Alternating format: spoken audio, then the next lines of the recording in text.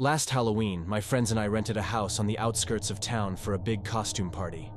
It was a huge old Victorian place, perfect for the occasion, with creaky floors and overgrown ivy crawling up the sides. The owners warned us it had a reputation, but we just laughed it off. We were there to have fun, not tell ghost stories. The night started off great. Everyone showed up in costumes, music was blasting, and drinks were flowing. But around midnight, things started getting weird. I was in the kitchen grabbing more ice when I noticed someone standing in the hallway. I couldn't see their face because they were wearing a long, black hooded cloak. At first, I thought it was one of my friends being funny, but then I realized something was off. The figure just stood there, not moving, not joining the party. I called out, but they didn't respond. Thinking it was some elaborate prank, I walked toward them. But the closer I got, the colder the air around me became. And then, as I was about to reach out, the figure disappeared. Just like that. Gone.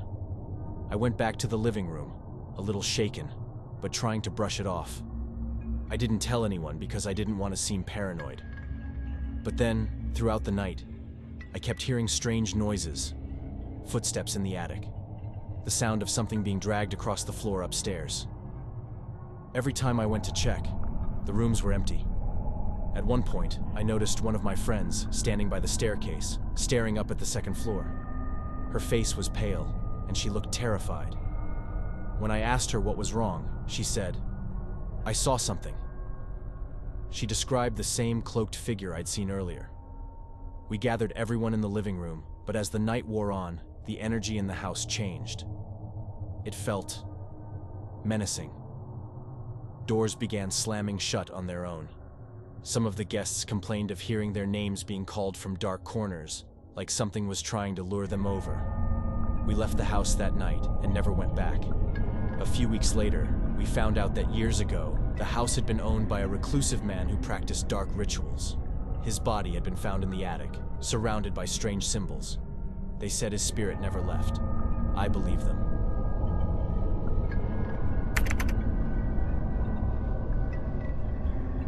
It was Halloween Day, and my family had a tradition of visiting the same pumpkin patch every year to pick out pumpkins and carve them that evening.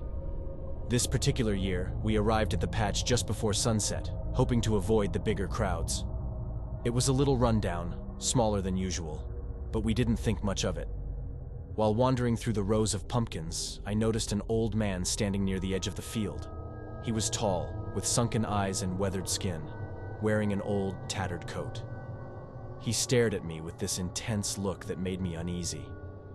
I tried to ignore him, but every time I glanced back, he was still there, watching me. I wandered off on my own, searching for the perfect pumpkin when I noticed something odd. There was a row of pumpkins that looked different, darker, almost black in color, and larger than any of the others.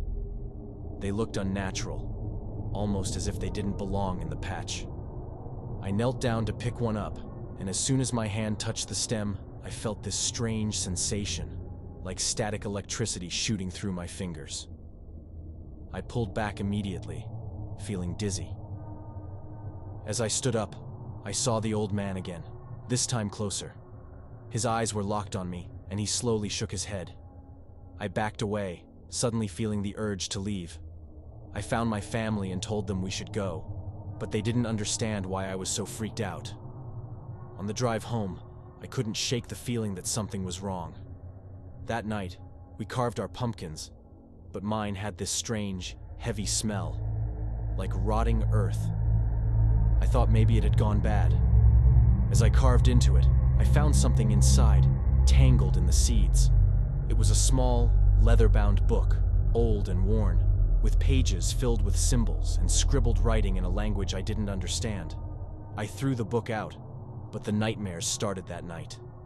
I dreamed of the old man, standing at the foot of my bed, watching me with those cold, hollow eyes. In the dream, he whispered that I had taken something that didn't belong to me, and now I had to return it. The next day, I went back to the pumpkin patch, but it was gone. No pumpkins, no farm, no old man. Just an empty field.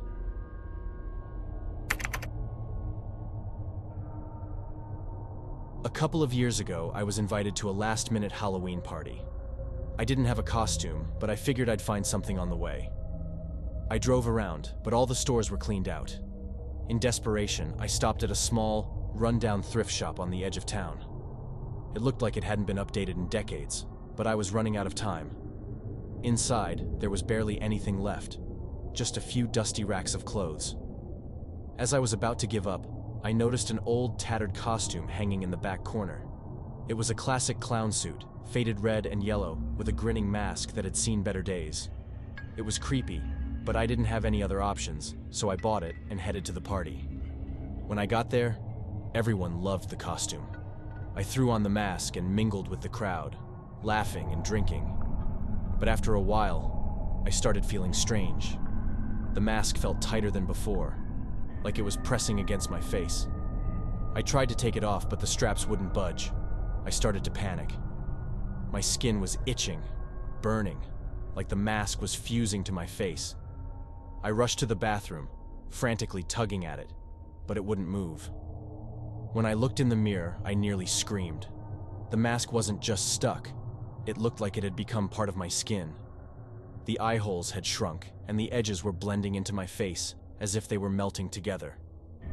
I stumbled out of the bathroom, trying to explain what was happening, but no one believed me. They thought it was part of the costume.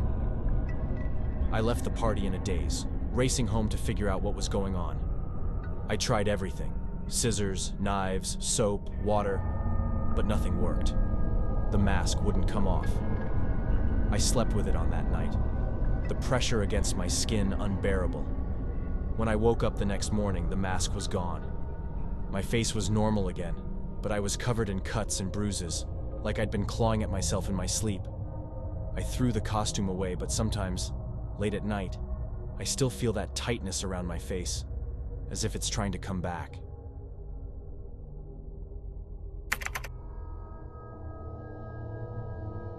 A few years ago, I volunteered to take my younger brother and his friends trick-or-treating around our neighborhood.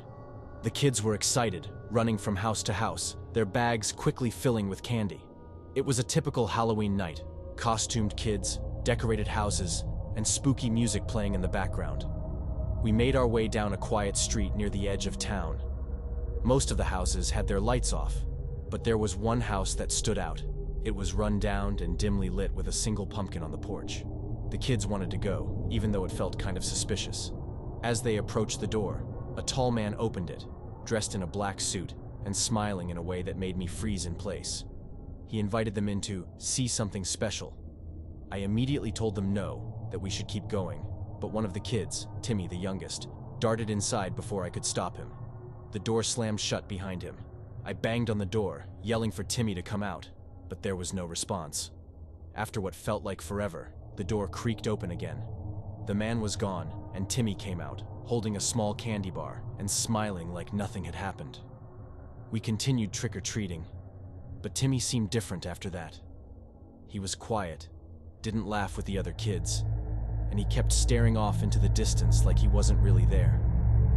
I tried to ask him what had happened in the house, but he just shrugged and said, "Nothing." The next morning, Timmy's parents called me, panicked. They said Timmy wasn't in his room, that he had gone missing sometime during the night. I raced over to their house, frantic, but when I got there, I saw something that made my blood run cold. There, on the front porch, was the same pumpkin from that old house, and taped to it was a picture of Timmy, dressed in his Halloween costume, standing in front of that house. His eyes were blank, like he wasn't really there. We never found him. But every Halloween since, someone in the neighborhood says they see a kid dressed like Timmy, standing silently at the edge of the street.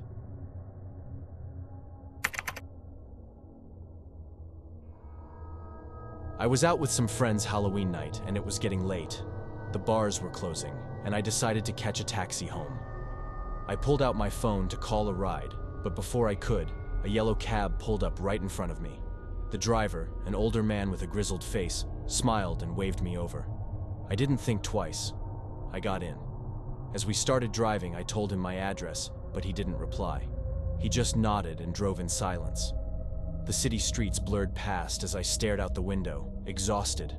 After a while, I noticed we were going in the wrong direction. I leaned forward and said, "Hey, this isn't the way." The driver didn't respond. His eyes stayed fixed on the road. My stomach knotted. "Excuse me, this isn't the way to my apartment," I repeated, louder. Still nothing. He just kept driving, faster now, and I noticed we were heading toward the outskirts of town, an area I didn't recognize. I fumbled for my phone, but when I glanced up, I saw him watching me in the rearview mirror. His eyes were wide, intense. My skin crawled. I pressed the lock on the door, but the button didn't work. I panicked. I yelled at him to stop, but he ignored me, his foot pressing harder on the gas. My heart was pounding in my ears. I spotted a gas station up ahead and made a split-second decision. As we slowed to turn a corner, I grabbed the door handle, threw it open, and jumped out, hitting the pavement hard. I scrambled to my feet, running to the gas station, screaming for help. When I looked back, the cab was gone, as if it had never been there. I never reported it, never told anyone the full story. I kept thinking, what if he wasn't just a driver? What if he was waiting for someone like me? If you made it to the end of the video, thanks for watching. And if you have a scary story you want me to tell, drop me an email. Happy Halloween, everyone. And as always, stay safe and stay scared.